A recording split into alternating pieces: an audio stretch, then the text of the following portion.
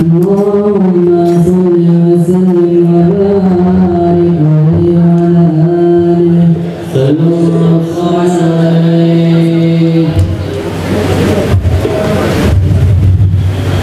بحبك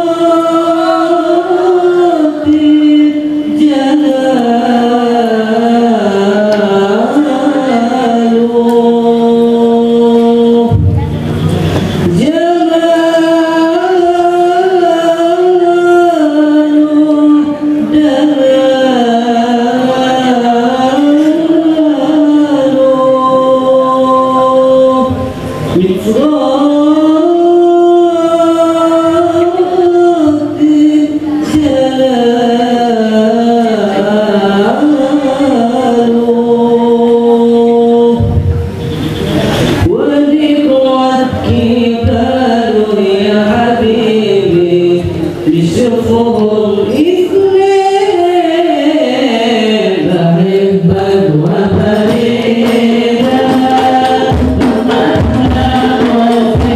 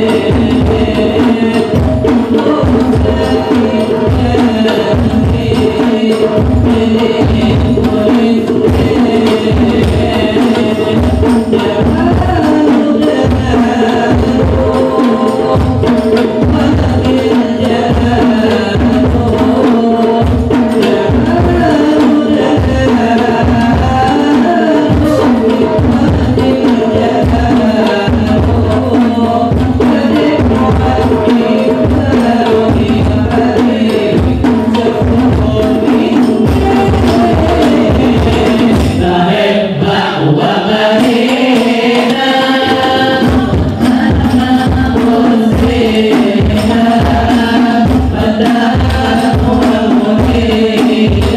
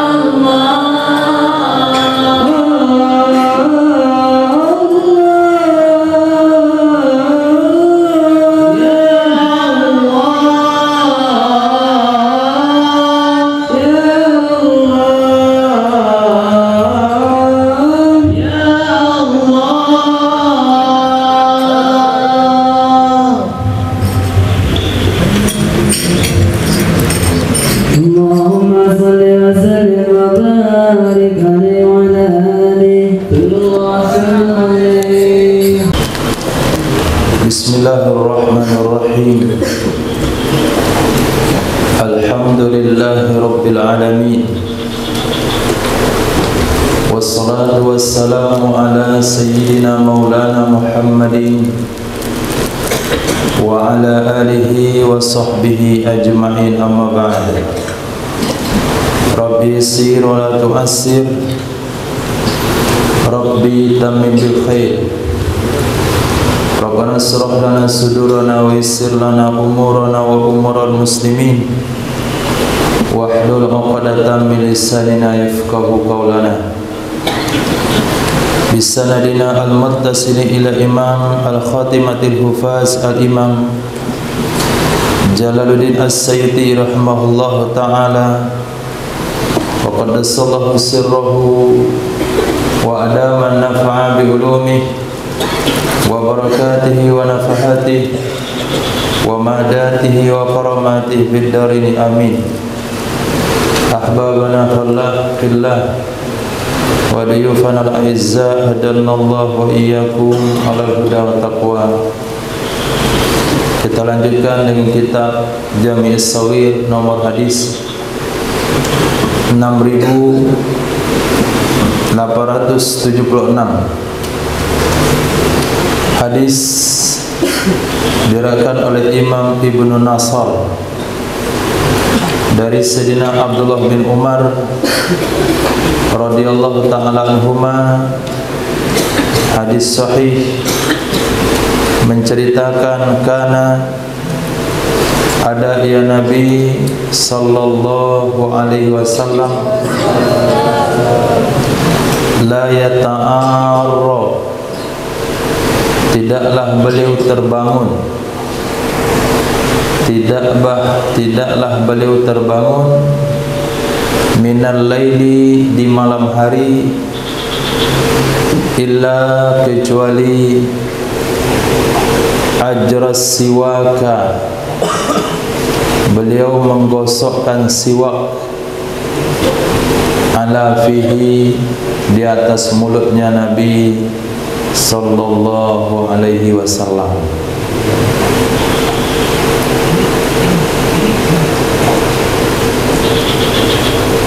Jadi di sini kita pahami salah satu sunnah waktu bersiwak itu adalah bangun tidur di malam hari. Bangun tidur di malam hari. Sebelum Nabi melakukan hal yang lain, maka yang pertama Nabi lakukan adalah bersiwak. Mungkin kalau kita gosok gigi pakai odol, tentu perlu dengan kumur-kumur lebih awal atau membasahi sikat giginya. Tapi kalau dengan siwak tidak, langsung dipakai. Dengan catatan siwak itu sudah dicuci sebelumnya.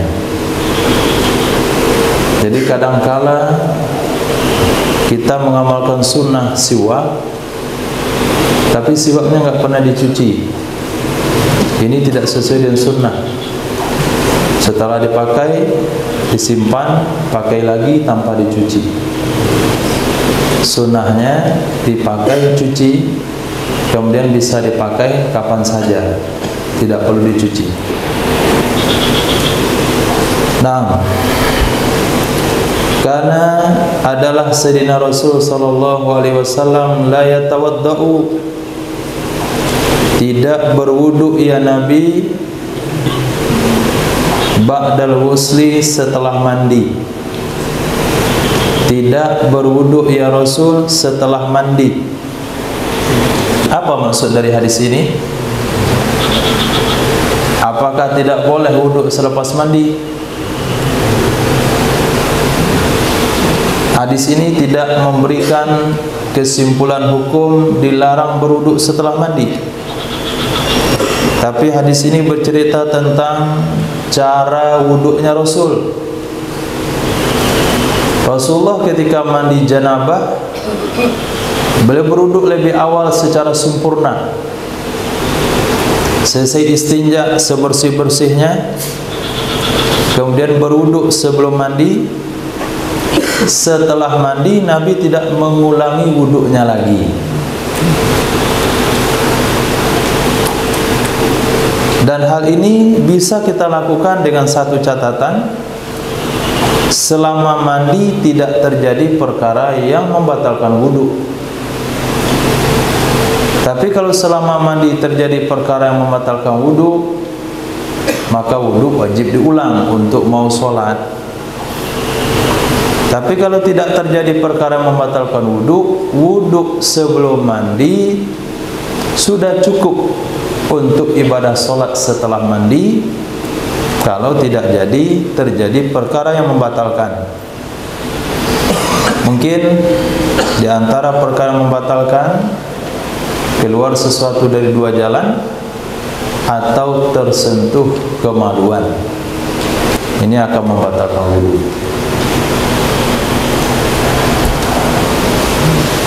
Tapi mandi kita dengan mandi Rasul berbeda.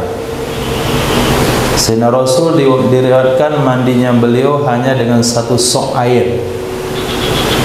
Satu sok itu 4 mud. Satu mud itu 1 liter. Jadi Nabi hanya mandi 4 liter airnya. Kalau kita 4 liter itu baru mendinginkan badan, belum lagi mandi. Dan wuduknya Nabi hanya 1 liter, mandinya Nabi 4 liter. Kemudian tabi'in mengatakan, bagi saya nggak cukup 4 liter karena rambut saya tebal. Sahabat mengatakan, orang yang lebih tebal rambutnya darimu cukup, yaitu Sayyidina Rasul SAW. Dan ini sunnah, tidak wajib diikuti kalau tidak mampu. Kenapa? Karena memastikan mandi bersih, memastikan mandi sah itu lebih utama daripada membatasi air mandi. Jangan sampai kita batasi air mandi 4 liter, ternyata ada yang tidak terkena air. Nabi SAW bersabda, fi asli kulli sya'ratin janabah, di pangkal setiap bulu ada hukum junub. Maknanya mandi harus basah sepangkal ke pangkal bulu. Sehingga Sayyidina Ali radhiyallahu anhu katakan, sejak saya mendengar hadis tersebut, saya membotakkan kepalaku selalu. Jadi alasannya karena khawatir dari mandi yang tidak sah. Jadi Sayyidina Ali selalu botak.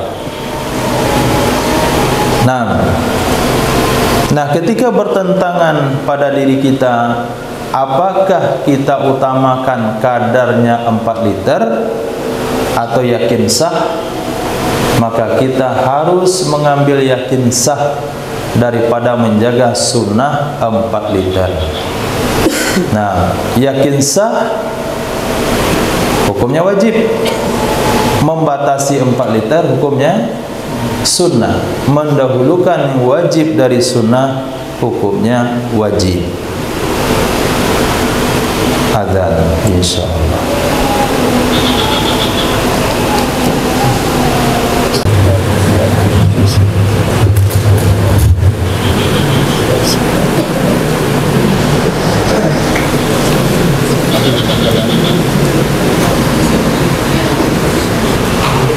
Hadis berikutnya nomor 6878.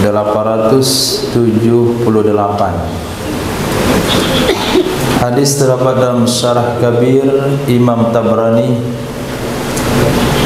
diriwayatkan dari sahabat Sayyidina Abi Umamah Al-Bahili. Kedudukan hadis dhaif, menceritakan karena adalah Sayyidina Rasul sallallahu alaihi wasallam la yatawaddau, tidak berwudu ya Rasulullah, min mautiin, dari karena menginjak sesuatu. selesai berwuduk lalu kita terinjak najis, maka najis itulah yang dibersihkan, tidak membatalkan wuduk. Kadangkala terjadi pemahaman di tengah masyarakat, kalau selesai berwuduk keinjak tai ayam, dia ulang lagi wuduknya, katanya wuduknya batal. Kenapa batal? Keinjak tai ayam. Maka di dalam hukum bersuci ada dua macam. Pertama najis, yang kedua hadas. Najis itu disucikan. Najis tidak menuntut orang untuk berwuduk. Najis tidak bisa dihilangkan dengan mandi hadas. Maka apa yang terkena najis itu yang kita cuci. Najis terbagi tiga kategori. Pertama mukhaffafah, najis ringan. Dia cuma ada satu macam, kencing bayi laki-laki di bawah usia 2 tahun, belum makan selain ASI. Cara mensucikannya hanya dengan memercikkan air, tidak perlu disiram. Yang kedua najis muwalladhah. Dia cuma 3 macam, 4 macam.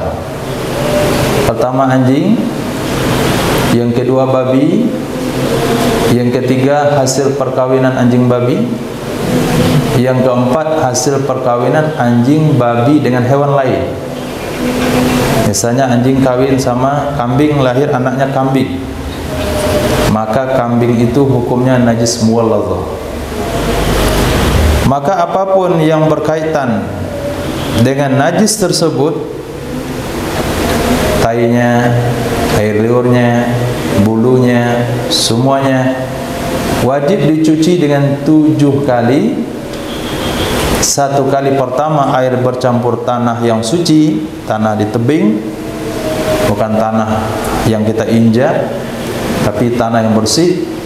Yang ke berikutnya 6 kali dan air biasa. Ini disebut dengan najis muwalladhah. Nah, selain 2 najis itu disebut mutawassithah. Maka cukup dicuci sampai hilang bentuknya, baunya, warnanya. 3 macam. Baunya, warnanya, rasanya. Rasa yang dimaksudkan di sini rasa yang disentuh dengan kulit, bukan sesuatu yang dirasa dengan lidah. Nah, jangan sampai mencek najis antum jilat dulu, masih ada nggak rasanya? Enggak, dirasa dengan kulit. Kalau masih licin berarti ada najisnya. Kalau sudah kesat berarti sudah bersih. Maka najis ini hilang dengan dicuci, tidak mempengaruhi wudhu. Maka dikatakan di sini Nabi kalau berwudhu lalu terinjak sesuatu, beliau nggak ngulang wudhunya lagi.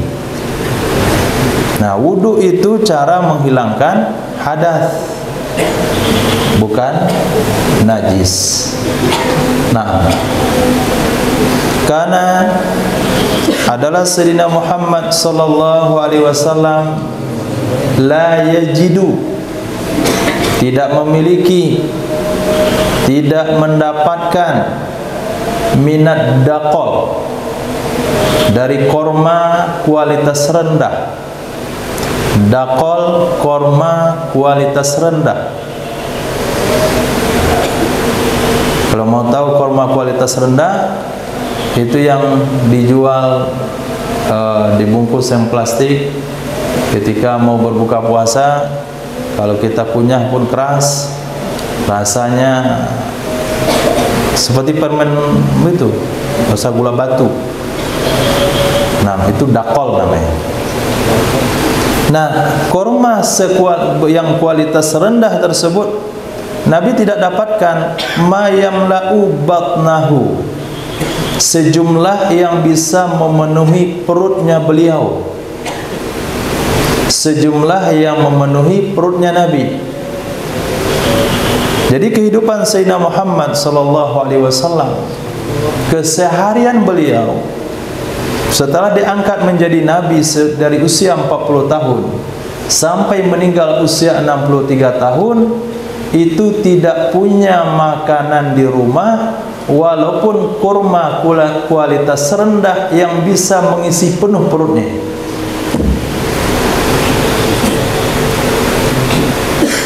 Nah, kalau hadis ini tertanam dalam hati umat muslim, umatnya Sayyidina Muhammad sallallahu alaihi wasallam, kalau sekiranya dia tidak kenyang makan sekali-sekali, itu bukan sesuatu yang menyedihkan.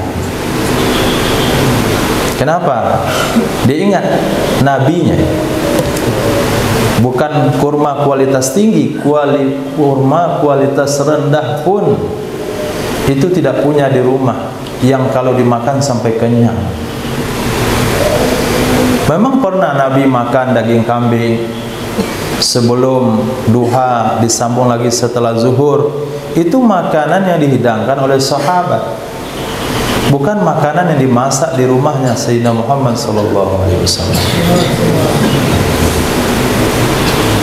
Nah, kalau generasi kita umat muslim mengetahui, mempelajari bagaimana hidupnya Nabi makannya.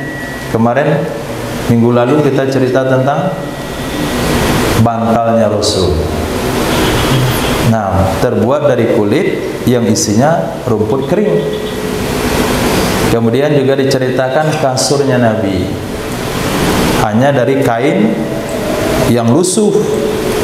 Kalau dingin, musim dingin dilipat dua, satu lapis untuk alas, satu lapis untuk selimut. Kalau musim panas dilipat empat, keempat-empatnya dijadikan alas tidur. Jadi kalau sekiranya generasi muslim mengetahui bagaimana bantal Nabi, kasur Nabi, selimut Nabi, pakaian Nabi, perabot rumah Nabi, makan Nabi, minum Nabi, kemudian dia punya fasilitas yang ada pada hari ini, pasti dia bersyukur, pasti merasa cukup.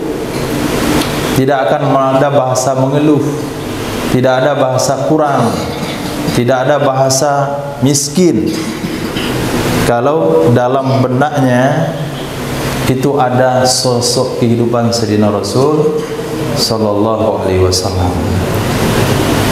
Nah, jadi Sayyidina Muhammad tidak pernah ada sepanjang sejarah hidup beliau atau sebahagian besar perjalanan hidup beliau mendapati korma yang bisa beliau makan sampai kenyang.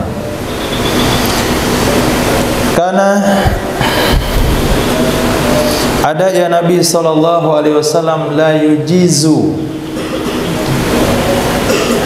tidak membolehkan ala syahadatil iftar, atas saksi berbuka, kecuali rojulaini, dua orang laki-laki. Kecuali rojulaini, dua orang laki-laki. Hadis riwayat Sayyidina Abdullah bin Abbas, Sayyidina Abdullah bin Umar. Ini hadis berbicara tentang apa? Saksi hilal bulan Syawal. Saksi hilal bulan Syawal. Nabi tidak akan izinkan sahabat untuk berlebaran besok pagi kalau sekiranya malam ini tidak ada informasi terlihatnya anak bulan dari dua orang laki-laki. Sebaliknya, kalau untuk menetapkan awal bulan Ramadan, Nabi cukup menerima informasi dari satu laki-laki. Misalnya malam ini 29 Sya'ban, maka tadi maghrib kita melihat hilal, lalu diinformasikan oleh satu orang laki-laki yang adil dan taat, besok 1 Ramadan karena sudah terlihat hilal. Untuk memerintahkan besok puasa kepada sahabat, cukup Nabi mendengar informasi ada satu orang laki-laki melihat hilal. Tapi kalau untuk lebaran harus 2 orang laki-laki. Bahkan ulama katakan untuk menetapkan awal setiap bulan harus 2 orang laki-laki. Tapi untuk awal Ramadan cukup 1 orang laki-laki.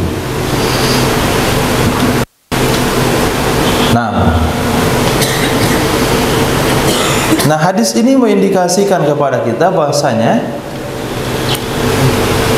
puasa di zaman Rasul itu berdasarkan ru'yatul hilal, bukan berdasarkan hisab. Nabi dalam hadis yang lain secara tegas mengatakan, sumu li ru'yatih wa aftiru li ru'yatih. Lakukan puasa Ramadan dengan melihat hilal, lakukan Idul Fitri dengan melihat hilal. Kalau sekiranya tertutup hilal karena mendung, sempurnakan Ramadannya 30 hari.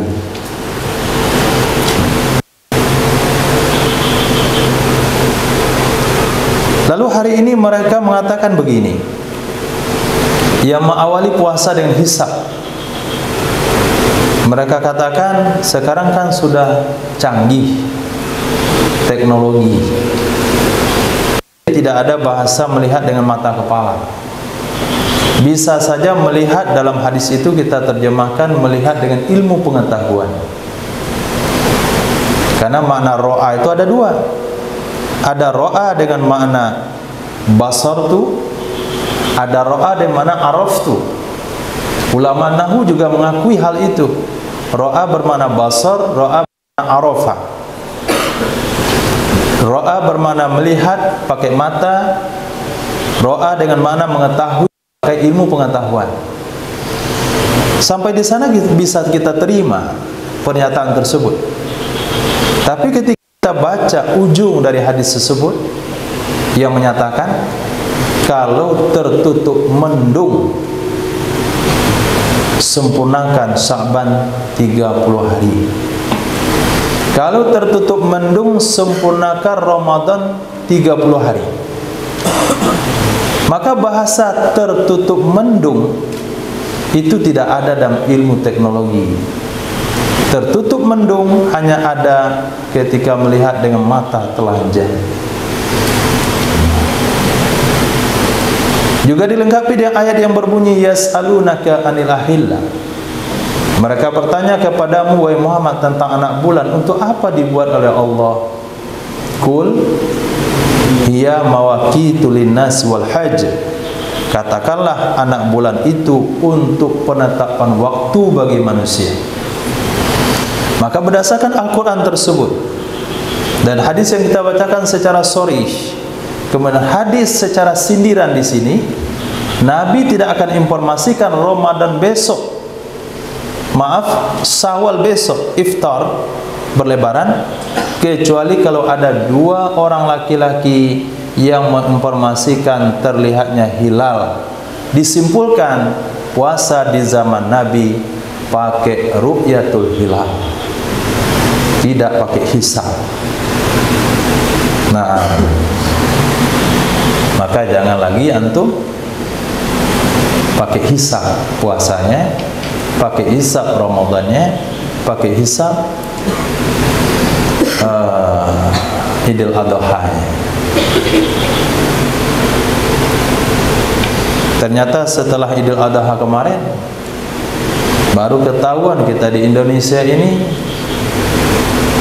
bukan 2 kelompok, bukan puasa pakai hisab, bukan puasa pakai ru'yatul hilal, tapi ada kelompok lagi, satu lagi.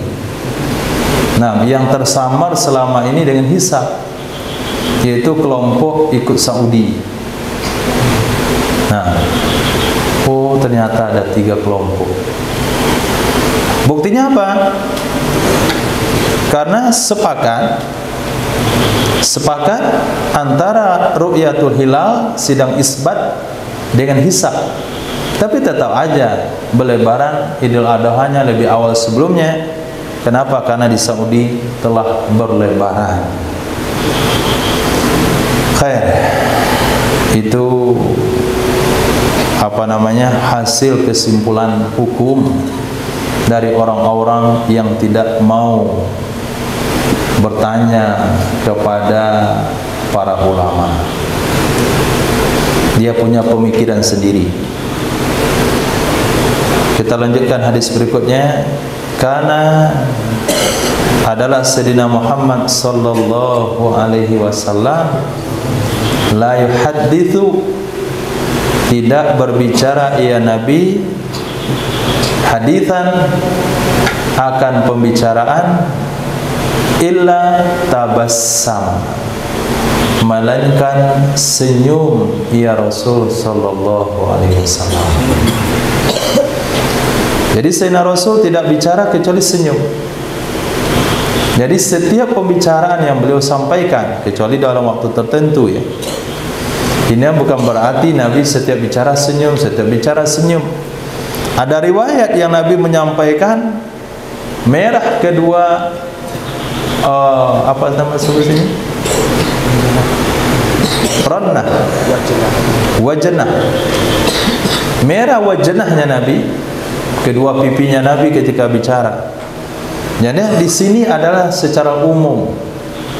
Ada waktu-waktu tertentu Nabi bicaranya marah. Salah satunya adalah khutbah Jumat. Nah, khutbah Jumat enggak boleh senyum-senyum. Karena Rasulullah SAW idza khataba ihmarat aina wartafa'a sauta ka'annahu yuhayyul jaish. Dalam khutbah Jumat sunnahnya merah kedua matanya Nabi, kencang suaranya Rasul, seolah-olah memberikan arahan kepada pasukan yang mau bertempur. Itu khutbah Jumat. Nah, kalau pengajian tidak begitu. Jangan sampai pula antum masih pengajian wirid bulanan misalnya pakai nada khutbah Jumat, itu enggak tepat, enggak sesuai dengan sunnah. Nah, dalam khutbah Jumat Nabi dengan mengencangkan suara. Kemudian ada waktu-waktu tertentu, momen-momen tertentu Nabi marah, seperti ada pelanggaran-pelanggaran yang dilakukan oleh para sahabat. Tapi secara kebiasaan, secara umum Nabi kalau ngomong itu senyum. Nah, tabassumuka fi wajhi akhika shadaqah. Nah, maka orang yang enggak mau senyum itu tidak ikut sunnah, walaupun dia ngaku ahli sunnah. Karena adalah Sayyidina Muhammad sallallahu alaihi wasallam la yakhruju, tidak keluar ya Sayyidina Rasul sallallahu alaihi wasallam Yaumal Fitri, pada hari Aidil Fitri, hatta yat'ama, sehingga makan ya Nabi Muhammad sallallahu alaihi wasallam. Wala yat'amu, dan tidak makan ya Sayyidina Rasul sallallahu alaihi wasallam yauman nahri, pada hari korban, hari raya Idul Adha, hatta yadbah, sehingga menyembelih ia Nabi sallallahu alaihi wasallam. Ini dua hari Id yang berbeda. Kalau Idul Fitri sebelum salat makan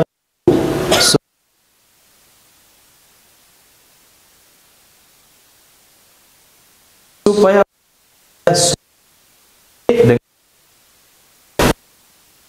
sudah 30 hari berpuasa.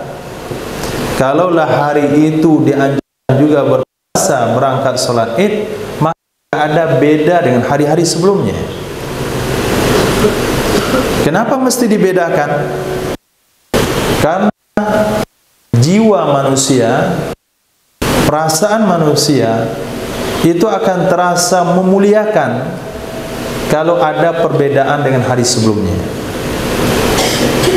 Ada ruhnya, ada menguatkannya, karena suasana beda Idul Adha tidak. Makan dari awal sampai akhir. Memang dianjurkan puasa rata-rata. Tidak puasa. Hanya puasa 9 saja. 8 9. Walaupun puasa 1 sampai 10, maaf dari tanggal 1 sampai 9, tapi suasananya tetap tidak akan berubah. Nah, bagaimana Adha ini berubah? Hadirlah kondisi tidak makan dan tidak minum, bukan puasa, tidak makan, tidak minum. Kapan? Setelah menyembelih hewan kurban. Nah, kita nggak bisa praktek. Kita menyembelih nggak terlalu lama. Sembelih kambing, dagingnya rebus, nggak pakai kelapa. Nah, blender bawang putih, bawang merah, hidupin kompor, cuci dulu, enggak. Nah, kalau demikian adanya, maka kita makan sebelum, minimal setelah sholat Id. Nah, sunnahnya setelah sholat Id. Mau lebih sunnahnya, makannya dengan daging korbannya. Nah, karena ada ya Nabi sallallahu alaihi wasallam, la yaddakhiru syai'an li ghadin, tidak menyimpan ya Nabi sallallahu alaihi wasallam syai'an, sedikit pun untuk besok hari. Nabi tidak menyimpan sedikit pun untuk besok hari. Hadis Imam At-Tirmizi, hadis sahih. Baik. Bagaimana kira-kira pengamalan hadis ini? Pengamalan hadis ini tertuju kepada pribadinya Rasul, pribadinya Nabi.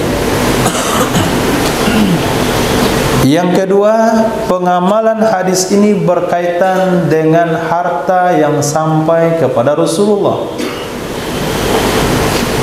Pada satu ketika, Sayyidina Rasul keluar dari majlis, sedang duduk dengan sahabat, belum meninggalkan sahabat secara tergesa-gesa. Kemudian beliau masuk ke dalam rumah, kemudian keluar dan mengatakan pada sahabat, tolong kamu bagikan ini sebelum saya tidur. Saya tidak bisa tidur kalau belum habis dibagi.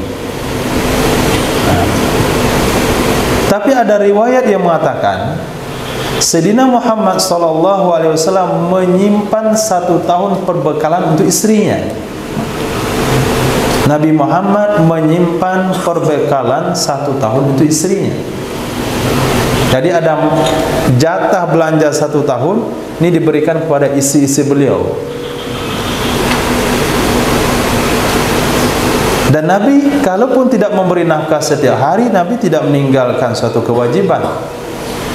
Nah, kenapa ada riwayat yang mengatakan ketika Nabi pulang ke rumah lalu bertanya pada Sayyidah Aisyah, hal indaki syai'un, apakah kamu punya makanan? Lalu Sayyidah Aisyah katakan, tidak ada wahai Rasul. Lalu Rasul sabdakan, izan ana shaim, kalau begitu saya puasa. Ini sikap dari istri Nabi itu sendiri. Ketika sudah diberikan haknya 1 tahun, ternyata mereka juga memiliki semangat yang sama, membakahnya sampai habis. Maka ketika tidak ada makanan 1 hari dari istri Rasul, Rasul melanggar, tidak tidak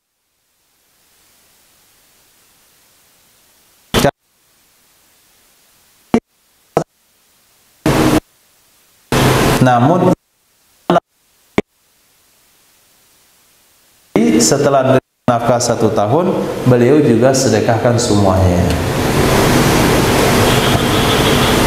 Nah, maka pengamalan hadis ini tidak bisa dikatakan, tidak bisa diamalkan. Ada seorang suami, dia habiskan semua pendapatannya untuk besok kita pikir lagi. Untuk pribadi boleh, tapi untuk istri tidak. kecuali mereka memiliki pemahaman yang sama, memiliki mujahadah yang sama. Maka memaksakan mujahadah dalam satu pengamalan yang tidak wajib kepada keluarga, pada keluarga hukumnya tidak boleh. Hukumnya tidak boleh.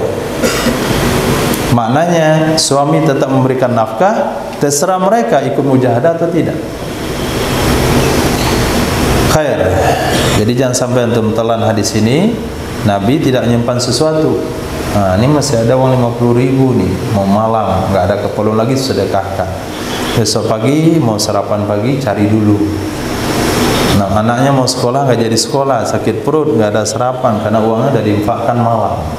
Karena ayahnya memakan hadis la yadku syai'an ligadin. Ini pemahaman satu potong hadis yang tidak sempurna. Pengamalan agama dengan informasi yang tidak lengkap ini akan menyebabkan fitnah. Maka harus ikut aturan syariat.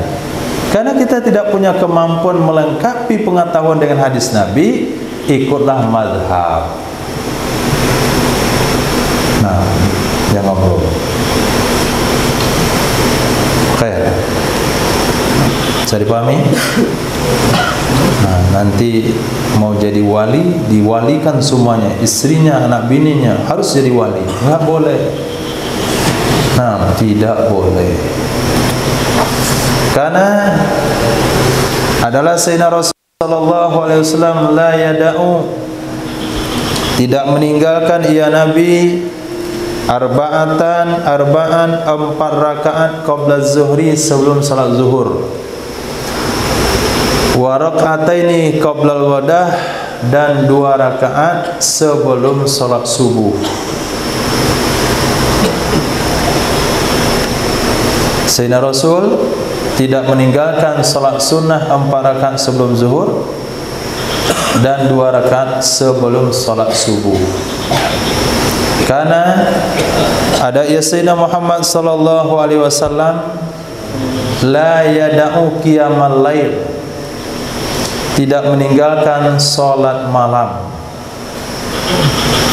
Wa kana, dan adalah Nabi sallallahu alaihi wasallam idza marida, apabila beliau sakit, au kasila, atau malas, shalla qaidan, niscaya salat ya Rasulullah hal keadaan duduk. Tapi yang meninggalkan tahajud itu tidak ada. Meninggalkan tahajud tidak ada. Kalau sakit duduk, kalau semangat berdiri, kalau malas duduk. Nah, ada malas di sini.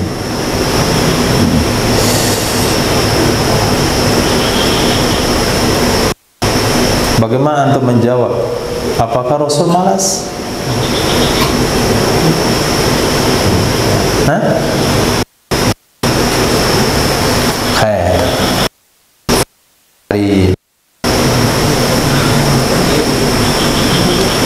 Maka memahami hadis Nabi malas diungkapkan di sini, apabila Nabi malas, Nabi salat tahajud duduk. Pemahaman hadis ini sama dengan hadis Nabi lupa dalam salat. Kalau lupa dari syaitan, berarti Nabi dikendalikan oleh syaitan.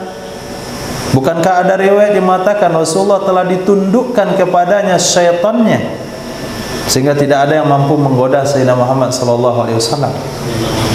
Nah, bagaimana jawaban antum tentang hadis-hadis seperti ini? Kita katakan tidak ada jawaban. Kenapa tidak ada jawaban? Kita tidak ahli dalam hal itu. Yang ada adalah jawaban para ulama. Apa kata ulama? Dalam hadis yang lain Nabi sebutkan, wa ma nasitu walakin nusitu. Maksud saya lupa dalam salat itu bukan lupa, tapi sengaja dibuat lupa oleh Allah Subhanahu wa taala untuk menjelaskan kepada umat bagaimana syariat pelaksanaan ibadah kalau terjadi kelupaan dalam salat. Seperti riwayat Sayyidina Dzul Yadain, ketika Nabi melakukan salat zuhur 2 rakaat, lalu Nabi salam, Setelah salam, Nabi berdiri ke pinggir masjid. Nabi bertekan di atas jendela yang ada di pinggir masjid. Ada kemungkinan jendela yang dimasukkan adalah jendela masjid yang tembus ke rumah, ke kamar Sayyidatina Aisyah radhiyallahu taala anha. Seolah-olah Nabi marah, raut wajahnya. Berkatalah sahabat yang namanya Zulyadain, "Ya Rasulullah, am qasarta shalah am nusita? Am kusratis shalah am nasita ya Rasulullah?" Apakah salat dikosor 4 jadi 2? Ataukah engkau lupa? Nabi katakan kulu satu pun enggak ada. Kosor enggak ada, lupa enggak ada. Karena menurut keyakinan Nabi, beliau sudah salat 4 rakaat. Lalu Sayyidina Zulyadain katakan, redaksinya lupa saya, yang mafhumnya salah satunya pasti ada. Nam wahidum minhuma qad kan, salah satunya pasti ada. Lalu Nabi bertanya kepada sahabat, "As-sadaqal Zulyadain? Apakah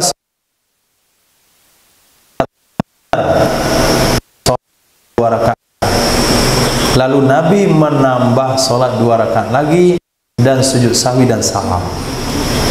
Berarti Nabi lupa dalam salat, lupa dari setan. Nabi tidak yang lain. Mana? Aku bukan dilupa, sengaja dibuat lupa. Bagaimana umat bisa mengatasi perkara-perkara yang terjadi dalam kehidupannya? Nah, begitu juga di sini, kasihlah, bukan Nabi malas, tapi dibuat oleh Allah malas supaya syariat, supaya umat tahu bagaimana cara menghadapi ketika situasi malas. Nah,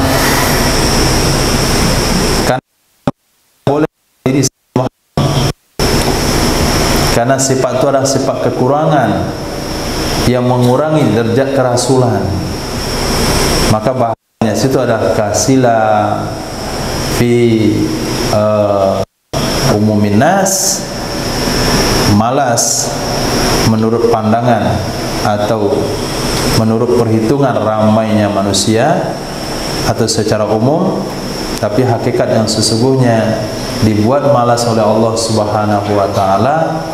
Bagaimana kalau nanti umatnya malas bisa ittiba? Kekurangan dalam hidup Nabi sallallahu alaihi wasallam, maka umat tidak bisa mengikuti Nabi secara sempurna karena pasti di dalam diri umat terjadi kekurangan. Ada riwayat Nabi terlambat sholat subuh, kesiangan bangun. Ketika Nabi melakukan safar dalam perjalanan, beristirahat. Lalu Nabi kata,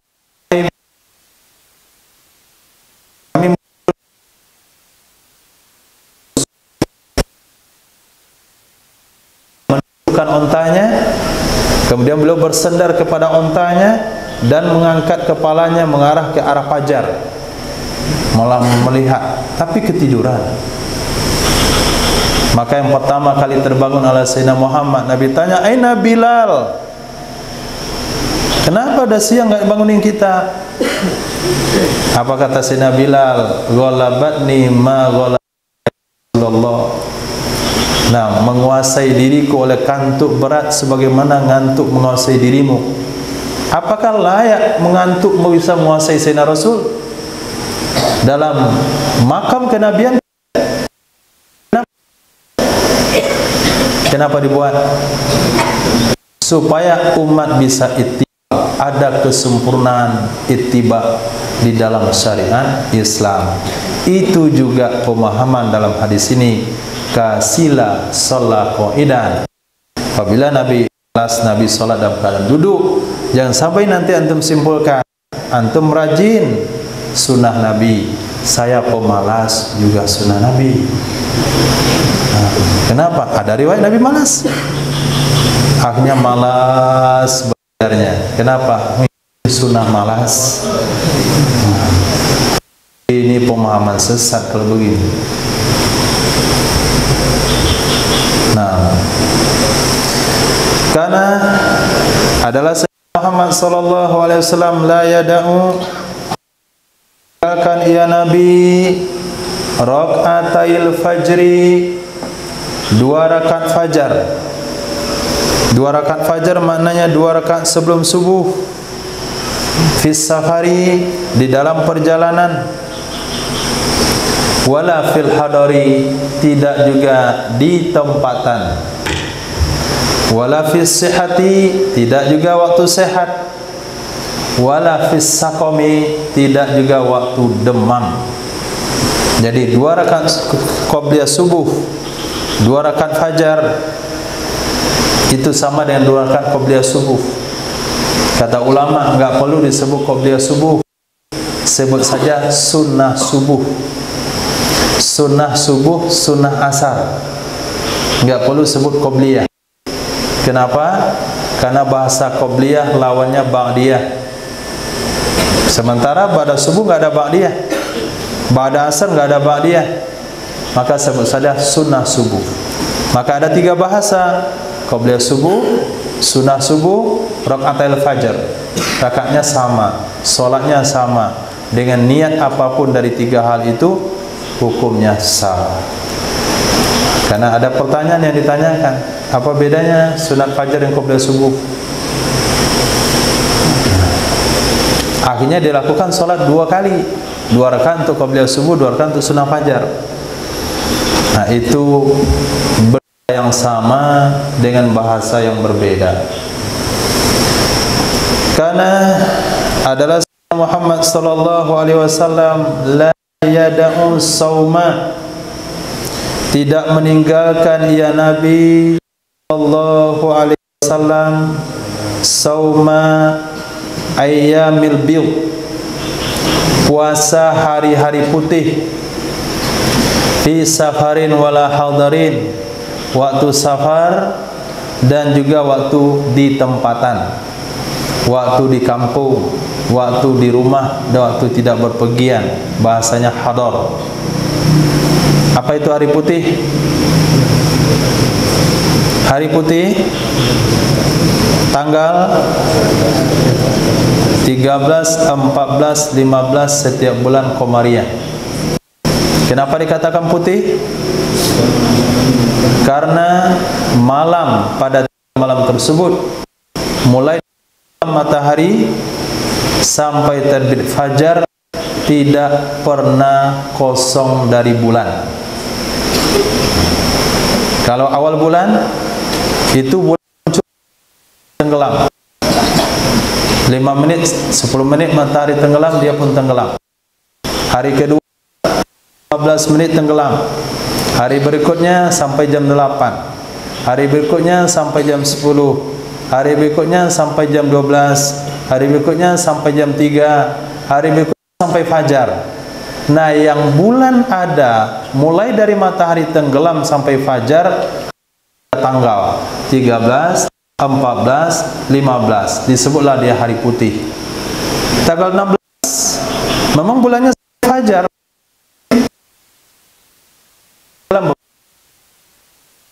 Tanggal 17 memang bulannya ada ketika,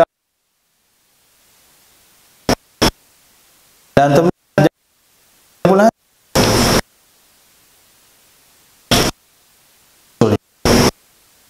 Nah, yang muncul matahari tenggelam terbit fajar itu ternyata 3 hari setiap bulan. Disebutlah iya. Nah, setiap bulannya, dan Nabi tidak pernah meninggalkannya, baik ketika beliau berpergian maupun ketika beliau ada kesempatan. Karena adalah Sayyidina Muhammad sallallahu alaihi wasallam la yudfa'u, tidak dicegah, tidak dihalang, anhu an-nas, sahabat atau manusia. Bisa dipahami maknanya? Itu menjadi penceramah tersohor. Nah, kita turun dari mobil langsung dikerumunin, langsung datang pengawal pegang tangan pagar betis mengawal sang ustaz.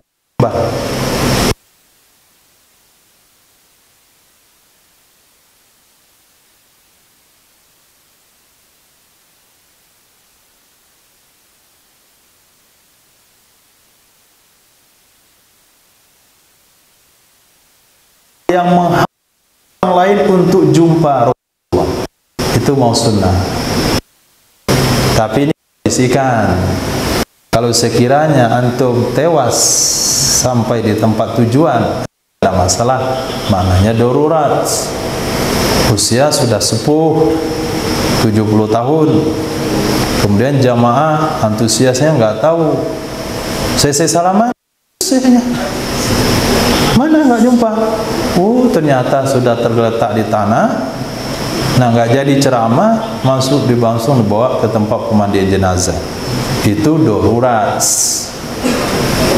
Nah, tapi kalau nggak darurat, muda, usia 40, 45, biarin saja diserang jamaah.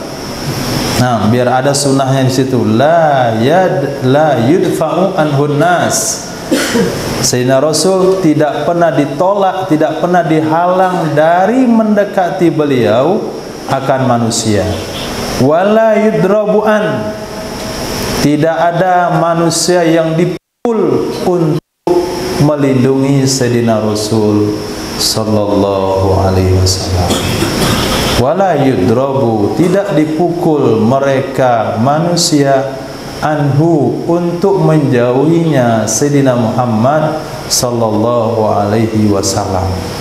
Ini kepada pengawal-pengawal kiai. Nah, jangan sampai orang-orang yang ingin bersalaman dipukul supaya menjauh. Nah, ini tidak sesuai dengan sunnah.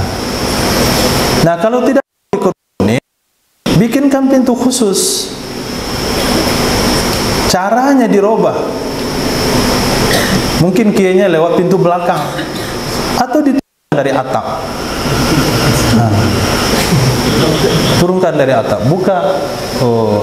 Antum setting lah masjid antum bagaimana pelapornya bisa dibuka, atapnya dibuka, kemudian kiainya turun bawah. Nah, kan aman. Tapi jangan sampai biar nampaknya lebih syiar, wibawahnya lebih tinggi, sengaja didatangkan menerobos manusia, kemudian dikawal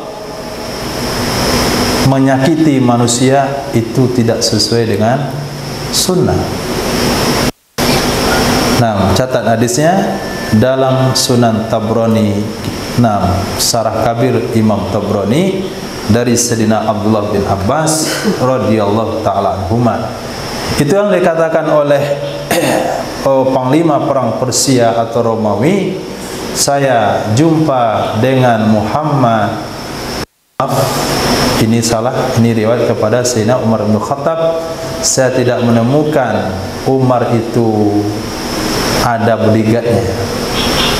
Ketika salah satu pembesar atau panglima dari perang Romawi mau datang ke Madinah jumpa Sayyidina Umar, saya mau jumpa Umar. Di mana Umar? Ke sini mau temu Umar. Itu dia. Nah, ternyata dia sedang tidur di bawah pohon. Nah, betul-betul aman pemimpin kalian. Tidak perlu dikawal, tidur di bawah pohon. Nah, kalau raja kami, dia makan sisa orang lain, dia minum sisa orang lain. Nah, dia tidak akan makan minum, dia tidak akan meminum minuman sebelum minuman itu diminum oleh pelayannya. Dia tidak akan mencicipi makanan sebelum makanan itu dimakan oleh pengawalnya. Kalau pengawalnya mati, dia nggak jadi makan, mati beracun. Saking takutnya. Jadi mereka punya raja, saking mewahnya makanan rajanya, tetap makan sisa makanan. Khair. Nah, begitu juga sahabat mereka ketika mereka ingin bertemu dengan Sayyidina Rasul, ma wajadtu fi bawwab. Aku tidak menemukan Muhammad itu pengawal-pengawalnya dan bodyguard-bodyguardnya. Karena adalah Nabi Muhammad sallallahu alaihi wasallam la yuraja'u ba'da thalath. Tidak dimurajaah ya Nabi. Tidak murajaah itu maknanya tidak ditawar. Tidak ditawar ya Sayyidina Rasul setelah 3 kali. Tidak ditawar setelah 3 kali. Kalaupun terjadi perintah dari Sayyidina Muhammad berat bagi sahabat, atau keluar sebuah sabda Rasul sulit diterima oleh sahabat, maka penawaran paling banyak itu 3. Dipertanyakan kembali itu 3 kali. Seperti yang berlaku pada Sayyidina Abu Dzar Al-Ghifari radhiyallahu anhu. Apa kata Nabi? Siapa yang mengucapkan kalimat asyhadu an la ilaha illallah wa asyhadu anna Muhammadar Rasulullah, dia akan masuk surga wa in zana wa in saraq. Walaupun dia telah berzina dan mencuri. Lalu Sayyidina Abu Dzar katakan apa? Wa in zana wa in saraq. Ya Rasul, walaupun dia pernah berzina, pernah mencuri. Nabi katakan wa in zana wa in saraq. Walaupun dia pernah berzina, pernah mencuri. Sudah 2 kali. Baru 1 kali. Kemudian Nabi beliau katakan lagi wa in zana wa in saraq. Walaupun dia pernah berzina, pernah mencuri, Nabi katakan wa in zana wa in saraq. Sayyidina Abu Dzar sudah komplain 2 kali. Kemudian beliau katakan ketiga kali wa in zana wa in saraq. Ya Rasul, walaupun dia pernah berzina, pernah mencuri, Nabi katakan wa in zana wa in saraq wa in raghima Abu Abidar. Walaupun pernah berzina, walaupun pernah mencuri, walaupun Abu Dzar tidak senang, tetap begitu putusannya. Setelah 3 kali tidak pernah lagi ditanyakan. Ini wibawa atau adab dan akhlak sahabat kepada Nabi Muhammad sallallahu alaihi wasallam. Rata-rata sekali Nabi sampaikan mereka langsung amalkan. Tapi ada sesuatu yang berat untuk diterima, mereka hanya mampu mempertanyakannya maksimalnya 3 kali. Itu makna hadis kana la ruja'u ba'da thalas. Sayyidina Rasul tidak pernah dimurajaah, diminta mengulangi pernyataannya atau diminta merubah pernyataannya setelah 3 kali. Karena adalah Sayyidina Rasul sallallahu alaihi wasallam la yaruddut tiba, tidak menolak ya Nabi sallallahu alaihi wasallam akan minyak wangi. Nah, Nabi tidak menolak minyak wangi. Itu sunnah. Nah, ketika antum ditawarkan minyak wangi, jangan ditolak. Apakah itu minyak wangi untuk dipakai sekali pakai, atau untuk minyak wangi 1 botol, atau minyak wangi beralkohol, pokoknya asal kasih minyak wangi, terima. Nah, kalau beralkohol jangan dipakai. Nah, gunakan untuk yang lain. Misalnya mewangikan kucing atau kambing, atau benda-benda yang tidak dipakai sholat seperti loteng atau kain. Nah, tapi jangan ditolak. Begitu juga kalau kita pakai. Nah, Masya Allah.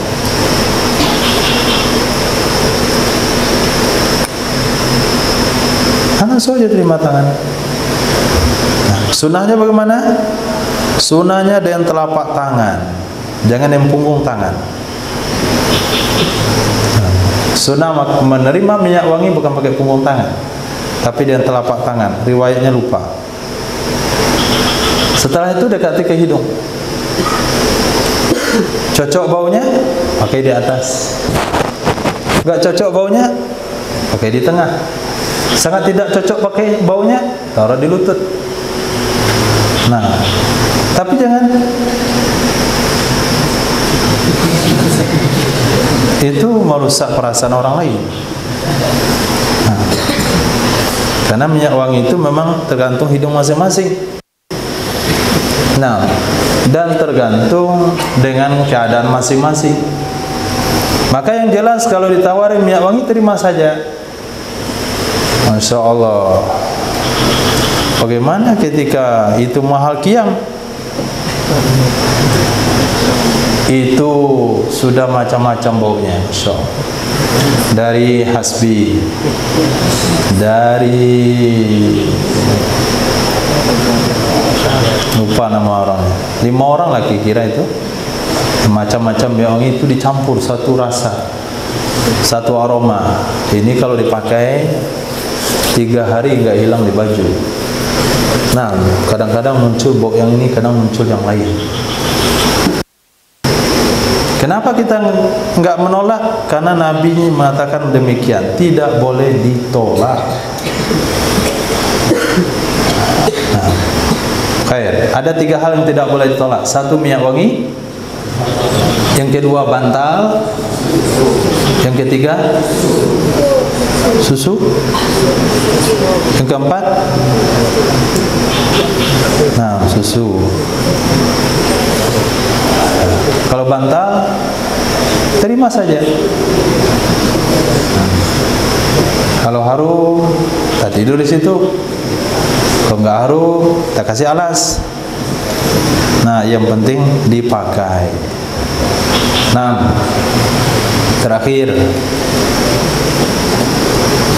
karena adalah Sayyidina Muhammad sallallahu alaihi wasallam la yaqudu min lailin, tidaklah bangun ya Rasul di malam hari, wala naharin, tidak juga di siang hari, fayastaiqiz, lalu bangun ya Nabi. Yarkudu bangun, yastaiqiz bangun. Apa mana yarkudu? Mana tersentak. Yastaiqiz melanjutkan bangunnya. Kan tersentak ada melanjutkan tidur. Ini tersentak melanjutkan bangun. Illa tasawwak, melainkan menggosok gigi ia Sayyidina Muhammad. Jadi disunahkan gosok gigi setiap bangun tidur. Nah, cukup insyaallah. Mungkin ada pertanyaan, dipersilakan.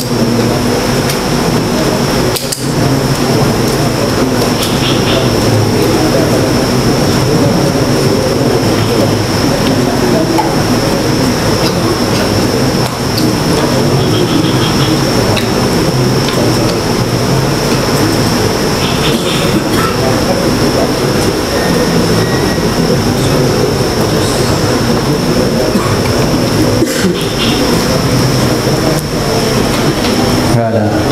Masya Allah.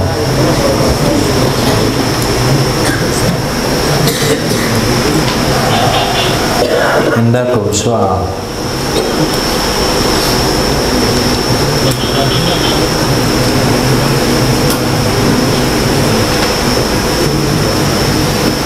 April. Besok. Biasanya di tempat umum setelah berdoa udah amin Al-Fatihah katanya kemudian ada doa lagi itu apa yang dianjurkan? Di tempat umum, di tengah masyarakat kita menjadi sebuah kebiasaan. Selesai doa, tambah lagi doanya. Subhana rabbika rabbil izzati amma yasifun, wassalamun alal mursalin, walhamdulillahi rabbil alamin. Al-Fatihah.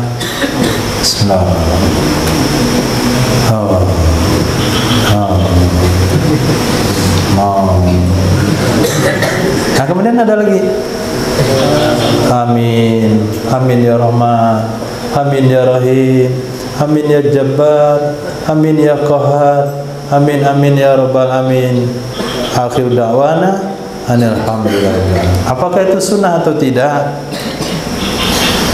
Naam, itu namanya adat istiadat atau kebiasaan. Nah, kebiasaan mereka diajarkan untuk selesai doa, doa lagi. Mungkin antum pernah lihat di satu tempat, selesai doa, doa lagi, dan doa lagi. Jadi 3 kali. Nah, kita karena dengan program, dengan kesibukan pendidikan dan sebagainya, maka doanya sekali saja. Apa yang mau diminta selesai Al-Fatihah tadi sudah dilengkapi semuanya di dalam. Jadi dilengkapi saja. Kalau orang masyarakat sudah terbiasa semuanya, maka jazbah doa setelah doa itu sama. Tapi bagi kita nggak biasa, jazbah doa setelah doa itu udah menurun, dah kayak nggak sempurna lagi. Nah, kalau demikian, mendingan kita komplitkan saja doanya dari awal. Jadi selesai doa nggak ada lagi. Taqabbalallahu minni wa minkum. Namun perlu juga antum ketahui, kalau datang kepada satu tempat yang mereka fanatik mesti doanya begitu, mesti juga antum ikuti. Karena kadangkala meninggalkan sesuatu yang dianggap kecil itu kadangkala menghalang dakwah yang akan kita sampaikan. Dululah lama, ketika ada jamaah datang ke tempat saya, lalu dia diminta baca doa. Baca doa di awal dengan kalimat alhamdulillah rabbil alamin hamdan yuwafi ni'amahu wa yukafi'u mazida. Allahumma salli wa sallim wa barik ala sayyidina Muhammad. Selesai jamaah itu pergi, apa komentar masyarakat? Enggak sama dengan kita. Nah, kenapa enggak sama dengan kita? Dia doanya enggak ada salawatnya. Kan sudah ada salawatnya tadi. Dia enggak mengerti itu salawat. Karena yang mereka tahu itu alhamdulillah rabbil alamin wassalatu wassalamu ala asyrofil anbiya'i wal mursalin wal aqibatu lil muttaqin. Ada begitu. Kalau itu awal doanya baru sama dengan kita. Tapi kalau puji selawatnya beda, itu beda dengan kita.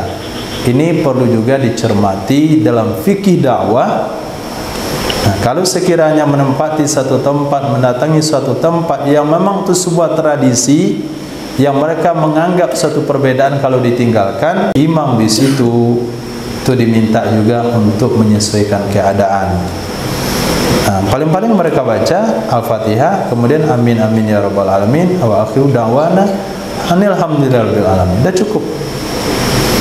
Tapi kalau udah sampai pada tempatnya agak maju, misalnya udah kota, imam berkunut nggak kunut sama saja, doa nggak doa sama saja, itu nggak ada problem.